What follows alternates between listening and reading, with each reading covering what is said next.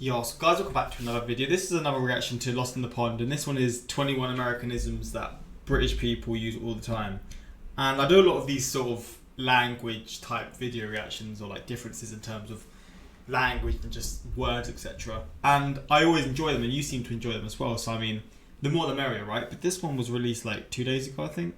Yeah, 2 days ago actually. So it's a newer one, and I mean, yeah, it's just going to be interesting to see some more differences, to be honest. I don't know how there's so many videos like this. I didn't know there would be this many differences. I mean, it does make sense, but like, I don't know, maybe it's actually not much of a surprise, to be honest. But we're going to check this out. Hopefully you're going to enjoy. Shout out to my Instagram, my Twitter, links in the description if those interested in following.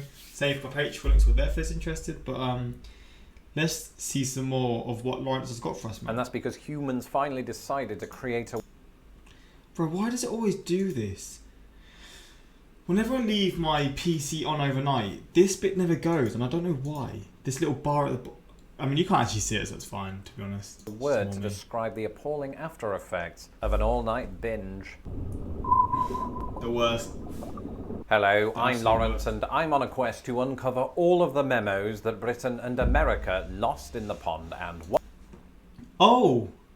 That we use all the time, so this isn't different. I read it wrong. Did I read the title well? I think I did. Americanisms that British people use all the time. One of those memos pertains to Americanisms, specifically Americanisms that have made their way to Britain. Now, you might have come across this video and seen the word hangover on the thumbnail and thought, hangover's not an Americanism, it's just an English word. And that's true today. But at one point in time, that word, along with others in this video... This is a reaction to... Oh! Hello! How to catch a predator. Well, that's me. Oh my god. I was literally just finishing editing a video, and it was just finishing up, and when it got saved, it just fucking came up. That's a Patreon reaction, sadly. I tried reacting to it for YouTube, but it got blocked, but yeah. Entered the English language not in Britain, but that word, along with others in this video, entered the English language not in Britain, but the United States of America. And for me, this is a fascinating subject because growing up in Britain, I'd often read newspaper headlines like, "Is our language becoming Americanized?" And the truth, whether you like it or not, is that English has been getting the American treatment not for decades, but centuries. I mean, I now think of like the internet and stuff, like with all streamers and stuff, like a lot of American streamers, it's a lot of British people who will watch them, vice versa. It's just a way that language now is just going to be spread so easily. And that's just an example. Obviously, you've got like Australian streamers with their own slang, Canadian streamers, just, I mean, if you're a Spanish-speaking country, the same sort of thing. Like, just like, that's just an example though, like from streamers, from YouTube, whatever. There's just so many new, like, there's going to be so many people now learning or like just speaking with terms from different countries or different, I don't know, whatever. And it's just, it is quite crazy what the new world is sort of bringing. I like it though. It's like just sort of diversing everything. I don't know. It's quite cool how it all happens. And you know, you're probably thinking, well, of course America added to the English language. It came up with words like yeehaw. And yes, it did, but that's not what I'm talking about. I'm talking about words that originated in the United States and are still in wide use today, not just there, but in the rest of the English-speaking world. First up, staycation. I talked about this in a recent video. Staycation? It is, of course, a blend. Vacation, staycation. What actually is a staycation? I don't really know. I mean, I've heard the term, but I don't really know, like a vacation, which is like a holiday. So you stay away for a couple nights? Ending of the words stay and vacation. Instead of going on far-flung vacations to another country or, you know, 2 states away, many Americans are choosing to save money by going on vacation in their home city. Of course, even in the absence of the word vacation in Britain, the word staycation has made its way over there, and in both countries has become a popular word again during the pandemic. Except in Britain, of course, it has a slightly different meaning. There, a staycation is a holiday that takes place anywhere in Britain. Next up, Facebook. And you might be thinking, of course that's an Americanism. Mark Zuckerberg came up with it all. But he didn't come up with the word Facebook. From the early 80s, a Facebook was a directory of names and headshots that was used almost exclusively among US college students. Intriguingly, this is how life began for the social network of the same name. As recently as the late 1960s, AEROBICS. the word... That's the training. To do with like oxygen. I should know. I don't GCSEP. I learned physical education. I failed, to be fair.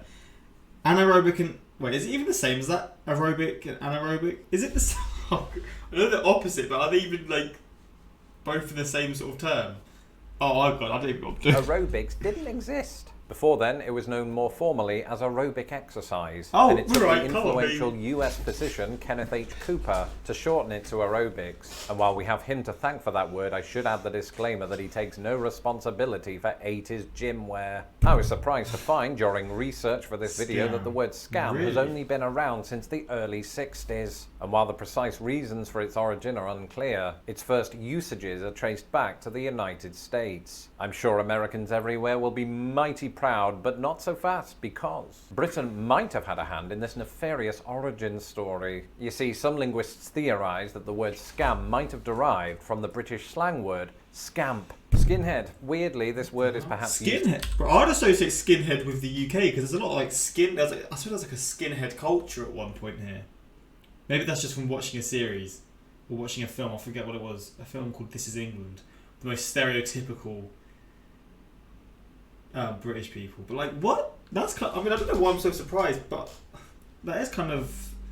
I don't know. I wouldn't have expected that. I mean, I'd never really thought of where this word originates from before. But if I sort of came to think of it, I would have probably just said here. But the more you know. Today, more in Britain than it is in the United States. Yeah, since the late 1960s, it's been used in a like a proper chavvy sort of word, like a chav. Someone, I don't know, just a word that a chav would use. Slightly derogatory sense to describe a person with a shaved head who's also part of a gang. Those days are well and truly behind me, but the word was in use much earlier in the United States, where it was used from the early 1950s to describe military personnel that had crew cuts. Who needs the hassle of long hair anyway? Oh, and speaking of the word hassle, that word to mean fuss or trouble was first attributed to the American magazine Downbeat in 1945. Once again, its exact origins are slightly unclear. One theory posits that it might have derived from a US Southern dialectal term, meaning to pant or breathe noisily. We do not have B-roll for that. Radar is a good word. Not only is it an acronym, but it's also a palindrome, that is, the same forward as backward. And as a product of World War II, radar, and the naming of it, was apparently left to both Britain and America, and America's choice of radar won out over the British word radiolocation, I don't know how you pronounce it. Snazzy, as in, that's a snazzy jumper you're wearing. Is that a gingerbread man with a lightsaber? Oh yes it is. But when it first entered the English language in the early 1930s, the word snazzy would not have been used as an adjective. Is snazzy a word though? I thought it was just sort of like a shortened word. I mean, I don't know what it'd be short for, but like, is snazzy actually considered a word? What the hell? To the word jumper, but perhaps sweater. And that's because originally it was an Americanism, perhaps coined as a blending of snappy and jazzy. Ah yes, Blind Date, and where I come from, this was the name of a TV show hosted by Cilla Black. But of course, in both countries, blind date has been used to mean a date between two people who've never met before. And in the age of Tinder, that would seem to be most dates. Of course, this wasn't the case 100 years ago when the... I mean, to be fair, with Tinder now, you've got all these like catfishing or like people taking pictures that they don't look like them at all. It's pretty much a blind date. I mean, I've never been on a date, I'm not going to lie, but I just got lucky. I got lucky because I don't know what I'd do on a date. I don't even know I'm getting to this, but a blind date, yeah, like Tinder nowadays. Word fell into use once again as US college slang. Of course, back then, American students had to make their own fun, especially since Prohibition was in full swing. For just a couple of decades before the early 20s, drinking was apparently all... Hangover in the 1900s. I mean, that was obviously the start, but again... What the fuck? And that's because humans finally decided to create a word to describe the appalling after effects of an all-night binge. And when I say humans, I mean American humans who coined this word on the idea that it meant something left over from the night before. And never mind overdoing it on the eggnog and brandy, what about underdoing it on the eggs? The genus name Salmonella was coined in 1900 in reference to the American veterinary surgeon Daniel E. Salmon, probably pronounced Salmon. It was he who isolated a part of the bacteria in 1885. That a particular word was coined that might be used to describe your reticence to eat eggs after watching this video. And that word is CAGEY, as in operating with reluctance. And while the word originated in the United States as a colloquial phrase, I only really see the term cagey in terms of like sports, especially in like football. You hear like sort of the word cagey used a bit, like a cagey start to the game or cagey start to the match or whatever. I guess that's when I'll hear the term. The word is widely used among British football commentators to Oh!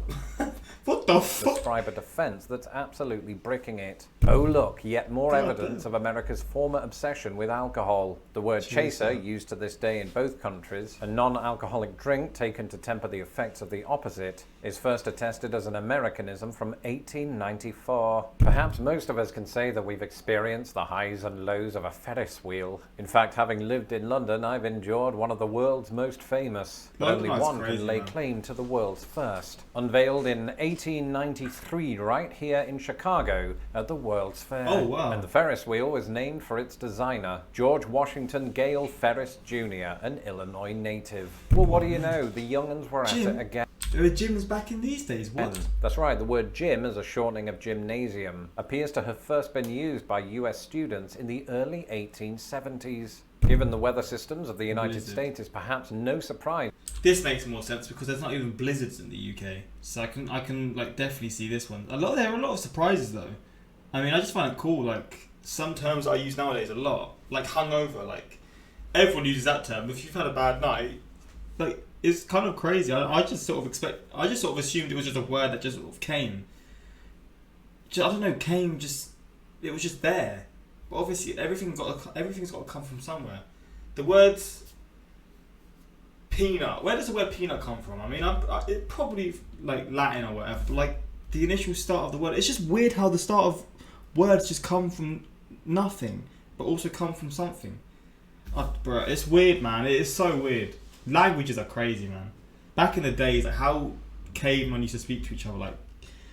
God, it's crazy. That the word blizzard originated here. While its exact origin is uncertain, the OED suspects that it might be onomatopoeic. Because, like, sorry, I'm pausing loads, but language nowadays, like, it's a lot. We've made it a lot harder for ourselves if we're being real. Like, because cavemen, they probably just sort of, when they spoke, they used only sort of a certain few phrases or a lot less phrases or a lot less noises or whatever sounds to each other. And now we need to use so many different words. Like we've made it harder for ourselves, but probably helped us advance and communicate better. Oh, I don't know, man. Languages, like when you really think about it, they're really interesting. That is a word that sounds like the action that it is describing. In Britain, if people get carried away, they might use the word blizzard to describe an inch of snow. Sure, the word vigilante existed in Spanish long before it ever entered English, but when it did enter English, it did so via the United States. While today a vigilante is somebody that investigates or punishes somebody without the legal authority, it meant a member of a vigilance committee when it entered American English in 1856. The word raggedy pops up now and again. In the British science fiction show Doctor Who, Amy refers to the Doctor as Raggedy Man. But 100 years before this in the United States, an illustrator by the name of Johnny Gruelle created a series of stories called Raggedy Ann. And even then the word raggedy was old, having been first attested in southern US English since 1845. Earlier, in the 1830s, it was becoming apparent that America... Probably one of my most used words. I mean, I can't say it, but... Okay, like, who thought of the word okay? Like, how does that... Bro, it's so weird, like... To think of a... Because what does okay even mean? It's sort of like an answer to something. Like, okay. But that's not like what does okay actually mean? I don't even know. It's going to be okay, and that's because it gave us. Oh, it's going to be all right. It's going to be okay. Okay. But like when someone says something like, come to the shops at. Actually, I guess come to the shops at 10 o'clock. Okay. How are you feeling? Okay. I guess okay, all right. Yeah, I guess. Okay. And while the word is most certainly first attested right here in the United States, nobody is completely sure how it came about. One of the leading theories is that it originated out of Bostonian abbreviations in the 1830s. During this time and place in history, many words were often comically misspelled and then abbreviated accordingly. Hence, all correct equals okay. As chance would have it, this phrase was popularized further during the presidential campaign of Martin Van Buren. His nickname of Old Kinderhook in relation to his birthplace was abbreviated during that campaign to OK. And to that I would say, just okay? I'm voting for the other guy. Who was the other guy? William Henry Harrison. I can't wait to see what his 4 years in office brings. but from one of the most commonly used words in the English language to one of the most commonly used words in the English language. That's right, the word hello with that very spelling originated right here in the United States. While variants like hollow and hallow had been around for a while, the word hello, as we've come to know and love, was first found in American publications going back all the way to 1826, 200 when it years ago featured as in well. the Norwich Courier of Norwich, Connecticut. This very Oh, Norwich, come on for the boys. That's my home city, baby. variation on the word started to be used more frequently throughout the 1800s until it ceased to be just another Americanism and became a well-known greeting throughout the English-speaking world. And there was one well-known American who had a message for us Europeans that would belittle all things America. In fact, he delivered this message while coining the word belittle. And that American was 3rd US President Thomas Jefferson. In his notes on the state of Virginia, Jefferson used the word for the first time in the history of everything to describe the unflattering viewpoint promoted by a French naturalist that Americans were somehow inferior to Europeans. That's it for this episode. Let me know in the comments below which of these words was shout out to. Shout Lawrence, like I said, like I always say, man. These videos are always so interesting, and it's just cool to see where these words that we use nowadays originate from. And yeah, I don't know, it's just quite cool to see. One I can't get over is the Brit use of scheme, as in support scheme arrangement. For me, growing up in the South, scheme is similar to scam, being an underhanded plot. What the hell? CAGEY in the Northwest, where I was raised, has come to mean acting unforthcoming and or deceptive and or practicing avoidance. At least that's the way I've always heard it used.